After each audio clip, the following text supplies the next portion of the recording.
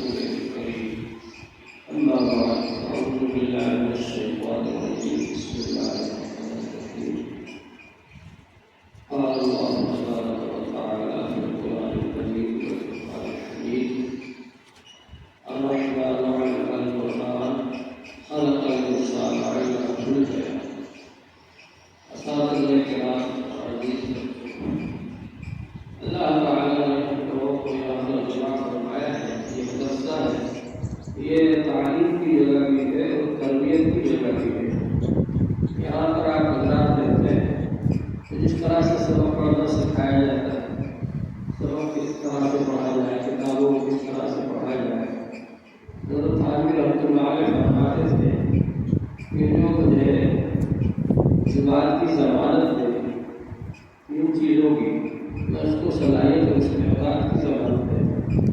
ایک تو ایک سبق میں جانے سے پہلے مطالعہ کریں، دوسرے ایک سبق کو غور سے سنیں، تیسرے یہ ہے کہ جب وہاں سے واپس آئے تو اپنے ساتھیوں کے ساتھ اس کا تکرار کرے، سبق کو دہرائے. یہ تین چیزوں کی یہ پابندی کر لے گا تو اس کے اندر صلاحیت پیدا ہوگی، استعمال پیدا ہوگی. تو جس طرح سے سبق پڑھنا سکھایا جاتا ہے ایسے ہی بیان کرنا بھی سکھایا جاتا ہے. یہ بھی اللہ تعالیٰ کی نعمت ہے کہ آدمی کو بیان کرنا ہے. بیان ایسی چیز ہے کہ اس کے ذریعے سے آپ دوسرے کو اپنی بات پہنچا سکتے ہیں، اپنے دل کی بات.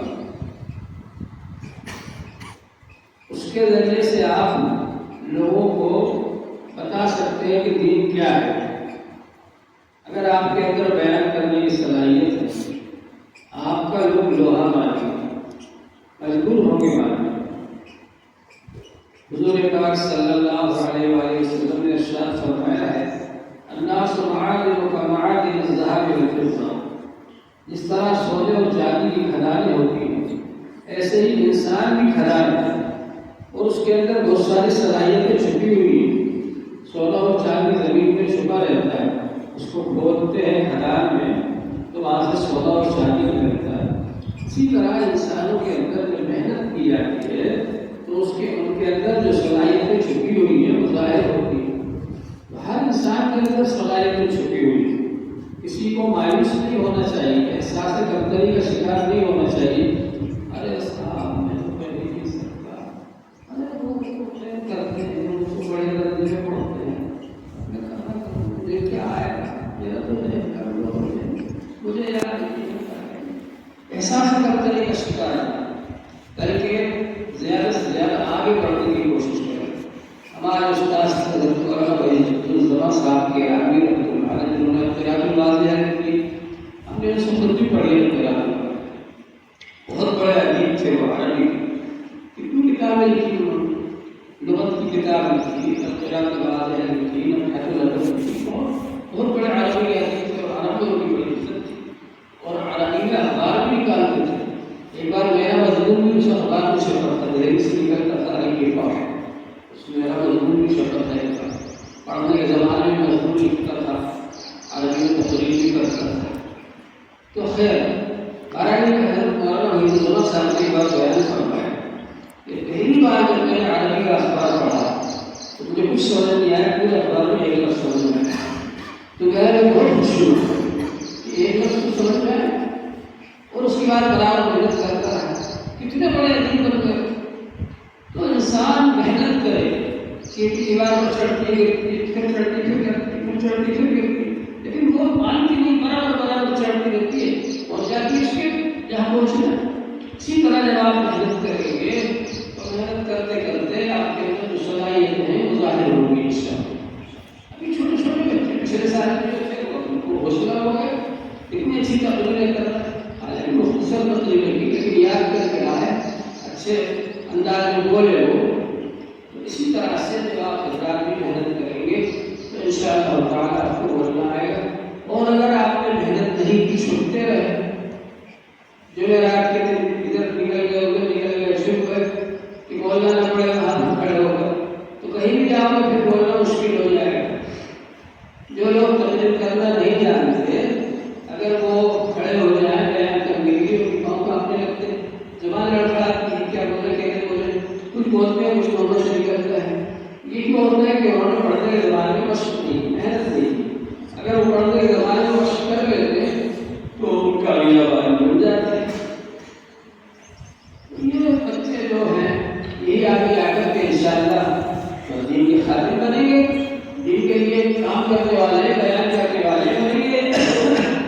یہاں بھوپال میں ایک حضرت مولانا مفتی عبدالرشید صاحب مسکین تھے، مسکینوں کا تخلص کا شاعر بھی تھے اور وہ رہتے بھی تھے بالکل مسکین کر کے. تبلیغ کا کام بھوپال میں انہوں نے شروع کیا. حضرت مولانا عمران صاحب کے استاد تھے، حضرت قاضی مصطفی صاحب رحمۃ اللہ علیہ کے استاد تھے. تو حضرت مولانا عبدالرشید صاحب مسکین ایسے زبردست مختلف زمانے میں بڑا فرق یہاں چلتا تھا، بڑے بڑے جلسے کرتے تھے.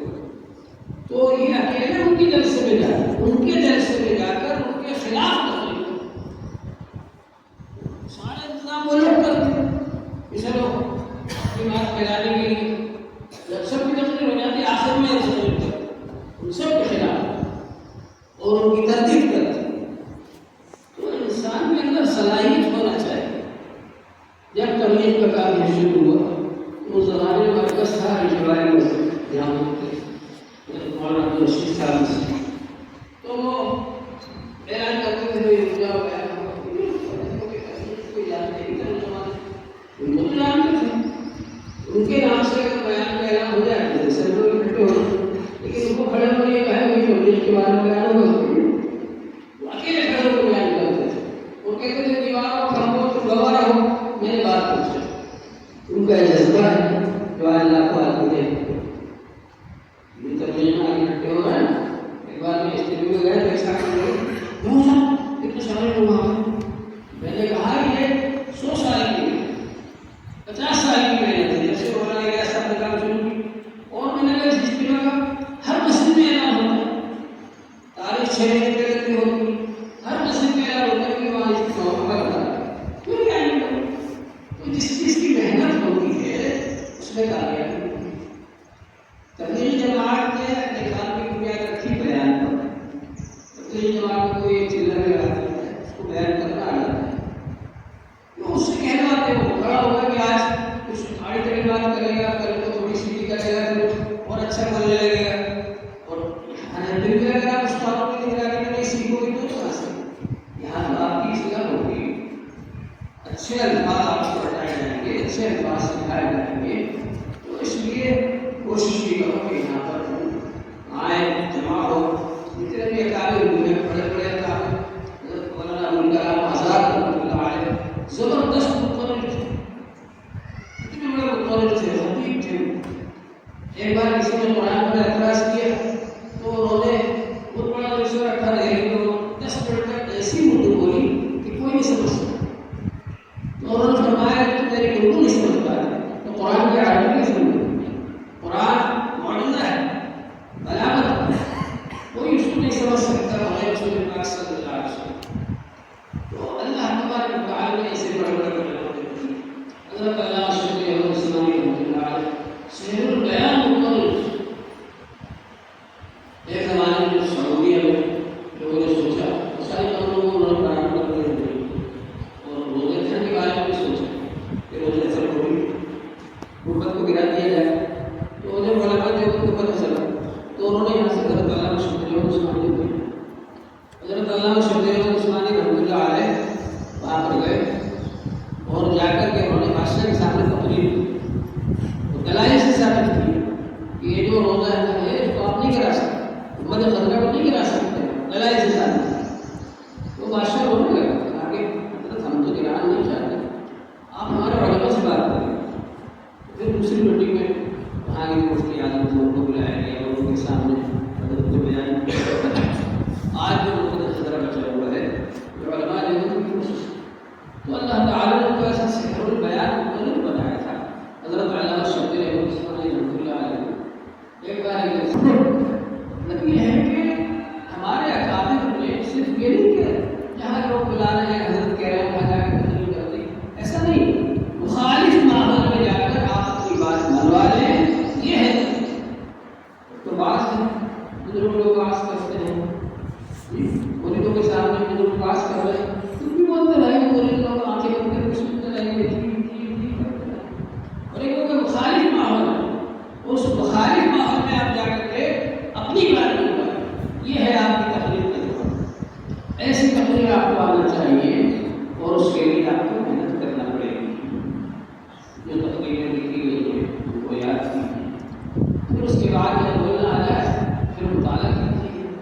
حدیثیں زیادہ سنایا کرتے ہیں.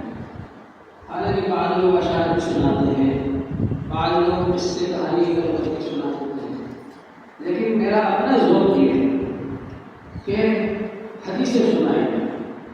ایک جگہ پر ہم گئے ہوئے تھے، وہاں ایک صاحب آئے ہوئے تھے، تو وہ اس سے پہلے بیٹھے ہو ہمارے حضرت نے فرمایا، ہمارے حضرت نے فرمایا، ہمارے حضرت نے فرمایا. ان کے حضرت کے انہوں نے اقوال نکل گئے، ان کے حضرت نے زندہ نہیں ایسا نہیں کہ چلے گئے ان کے اقوال سنا رہا. تو ان کے بعد جب بیٹھا تھا کہ میرے پاس تو قرآن حدیث سے سنانے کے لیے اتنا ہے، حالانکہ میرے حضرت بھی ہے اور ان کی باتیں سناؤ تو صبح ہو جائے، لیکن میرے پاس تو قرآن حدیث سے سنانے کے لیے اتنا ہے کہ کافی. قرآن کا کیا سنا دو، میں حدیث پاک الحمدللہ سناتا ہوں. ایک جگہ پر جلسہ ہوا ہے، ایک ضلع ہے، وہاں گیا میں، تو الحمدللہ 3 گھنٹے تقریر کی. ایک صاحب بتا رہے تھے ہر سیکنڈ میں حدیث پڑھی ہے. 3 گھنٹے کی تقریر میں ہر سیکنڈ میں حدیث پڑھی، اس کا ترک ہو سکتا ہے. اللہ حضور صلی اللہ علیہ وسلم کی حدیثیں اتنی کہ آدمی وہ بیان کرے، ثواب بھی ملے گا، حضور صلی اللہ علیہ وسلم کا تعلق بھی بڑھے گا، اور لوگوں کے اندر اصل ہدایت قرآن حدیث سے آئے. قرآن حدیث کے سرچشمہ ہے ہدایت.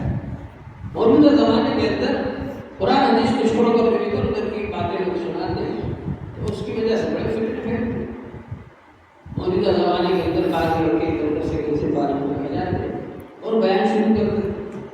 نصیحت پر ایک بچے نے تقریر کی، ایک بچے نے عید کے بارے میں تقریر کی. ایسی تقریر آپ یاد کرو، امن کے بارے میں یاد کرو، بھائی چارے کے بارے میں یاد کرو، لوگوں کو ایک دوسرے کے ساتھ ملانا ہے، محبت سے رکھنا ہے، اس پر تقریر کرو. معاشرے کی اصلاح کے لیے تقریر کرو. ایسی تقریر کرنے سے انشاءاللہ فائدہ ہو، اور اپنی بھی اصلاح ہوگی اور دوسروں کو بھی فائدہ ہوگا. تو یہ جو نعمت ہے آپ کی، یہ آپ کو بولنا سکھاتی ہے. بولنا آ جائے گا تو آپ کو لوگ سمجھیں کہ ہاں کچھ پڑھا لکھا ہے اور عالم ہے. اور جس کو بولنا نہیں آتا اس کو لوگ عالم ہی نہیں سمجھتے. آج کل سوچتے ہیں کہ تو ایسے ہی. تو تقریر کرنا سیکھو، ہر لائن میں محنت کرو. ہم نے ہر لائن میں محنت کی الحمدللہ. مدرسے کے اندر سبق پڑھنے میں بھی محنت کی، ہر سال قلم پر آتے تھے، اور تقریر میں بھی محنت کی. اللہ کا فضل ہے کہ مدھیہ پردیش کا شاید کوئی شہر اس سے چھوٹا ہو پڑا جہاں میں بیان کرنے نہ گیا ہوں. پہلے میری کوئی جمعرات خالی نہیں رہتی تھی، ہر جمعرات کو کہیں نہ کہیں جلسہ کہہ سکتے ہوتا تھا. لوگ دعوت دے کر جاتے تھے، جاتا تھا بیان کرتا تھا، 2.5 گھنٹے 3 گھنٹے بیان کرتا تھا.